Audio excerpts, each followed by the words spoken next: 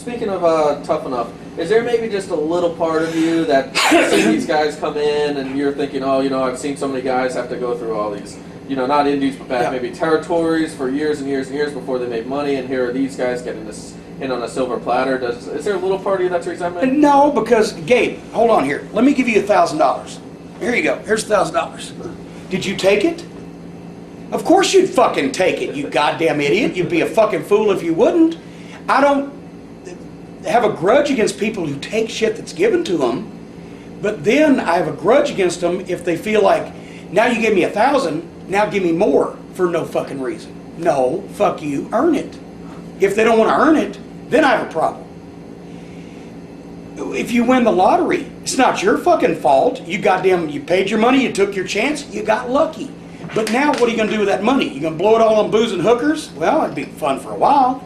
Or you're going to fucking do something with it. So no, I don't have a grudge. And nobody else on the roster who's smart to the business should have a grudge, because you don't hold a grudge against people who win shit, or who are given shit, or who work hard for something, but it's still a shortcut. You just see how they handle it and what they do with it from there. Okay. Speaking of the whole Tough Enough thing, do you think the wrestling business would be better if Tough Enough never happened? Oh God, I fucking despise it. We've had people want to do fucking television shows on OVW. We will not let the fucking 60 Minutes crew into our fucking training sessions. Really? Because when's the last time you saw Magician School on fucking TV? Huh? If they know, that fucking Rick Bassman, that goddamn bald-headed little worm, that fucking prick, you know what he called the office? And he said, Jim Cornette keeps knocking me. Well, you're right, Rick Bassman. You're a fucking leech. You're a prick. You're a fucking boil on the ass of wrestling. You've never worked a day in your life in this business for anybody but yourself. You run a fast food fucking wrestling school. You make guys sign contracts giving you percentages of their fucking money if they get a job on their own merits for the rest of their fucking life. You put documentaries on the goddamn television to expose our business. You put out VHS tapes. Learn to be a wrestler in fucking 5 easy lessons. Fuck you, Rick Bassman. You should be dropped in boiling oil in front of the fucking town square. You're a fucking piece of shit. You're a fucking leech. Thank you. 20 or 30. People like that are the people that are fucking killing the wrestling business. I don't believe you should teach people to wrestle on television. We won't let the newspaper, we won't let the TV news crews in on our training sessions, because how do you fucking have a wrestling class without exposing the business? I watched this fucking documentary on the Learning Channel. Here's Bassman's fucking people. Here's what we call a spot. Fuck you. You don't call it a spot. People that you used to sniff their jocks call it a spot, and you learned it, and you shouldn't have. If you throw a fucking punch, boom. Now everybody knows how to throw a punch, which means that everybody thinks that the people that run the Jiffy Lube can do this. It devalues the business. If people think everybody can do it, there's nothing special about it. I don't want to see how David Copperfield makes the fucking Statue of Liberty disappear. So therefore, I don't put wrestling classes on television. Look at it in the ring. Wonder. That's the fun. That's the point. That's what we've lost. So Tough Enough as a revenue stream for the WWE, as publicity, whatever, it's great. I hate it when they get in the ring and start teaching shit, because fuck that. They don't need to know. They need to sit. I don't want to know how Mick Jagger fucking does his show. When he's out there, all I want to hear him sing. I want to hear Keith fucking play.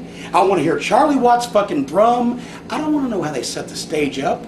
I don't want to know how the fucking guys over on the side yelling the words to Mick because he's too fucked up to remember them. I just want to watch the show. And I want to wonder, wow, how'd they do that shit? That's great. If you know, then you got a bunch of people on the fucking internet who don't get laid because elsewise they wouldn't be in front of a fucking computer screen sitting there going, well, the work rate was horrible and nobody juiced and goddamn so-and-so took a shitty slam. Fuck you. Get a fucking life. I was the biggest wrestling fan in the world, but if the internet had been around when I was a kid, I still wouldn't have got on it, because it would have ruined every goddamn thing that I was looking at. I was watching Jerry Lawler drop the strap in front of 10,000 people in the Memphis Mid-South Coliseum and make that comeback going, wow. If I'd have known at that time that he was paying all of them to lay down for him, then I would have gone, fuck. Fucking kills everything. Everybody knows when the titles are going to change. Everybody knows everything. Be kids on Christmas morning again. Fucking watch the show, for God's sake. Anyway. Wrestling schools, fuck. You mentioned that wonder. Do you think it's too late to get that wonder back? Do you think that too much has been exposed? It is for this generation, but people forget. You're never going to put the genie back in the bottle. You're never going to fucking, reverse that. But at the very least, you can still find people who have other lives and who just want to watch it for the show and who don't live it. And I mean, I know the people who live wrestling in large part pay our salary, but the people who live it to fucking knock it and live it to fucking critique it and live it to fucking break it down to every goddamn minute detail and fucking find something to complain about, fuck, get a fucking life. Maybe the guy was sick. Maybe his wife was sick. Maybe he had a bad fucking knee. Maybe he got fucked on the payoff. Give somebody a fucking break. You ain't the one out there getting hit over the head with a chair. It's so fucking cynical.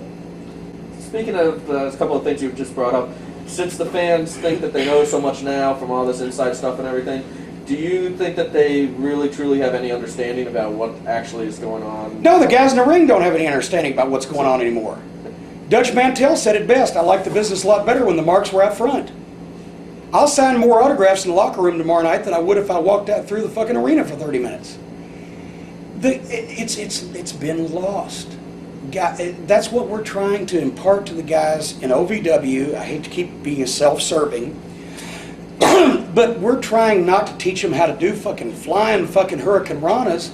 We're teaching them how to tell stories. We're teaching them how to prolong their careers. We're teaching them how to act in the locker room. We're teaching them how to respect the business, their profession, others in their profession. We're teaching them how to get over.